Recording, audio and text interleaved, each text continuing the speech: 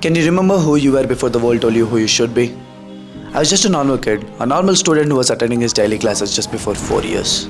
What has changed? Why do people see me with different eyes right now? Well, I'm not sure of what exactly happened, but if there's one thing that I've learned in my life till now, it is this. Do what your heart tells you to do. You're not bound to follow the orders and become a slave that they want you to be. Learn what you want to learn, do what you want to do, just prove them wrong. Never forget this.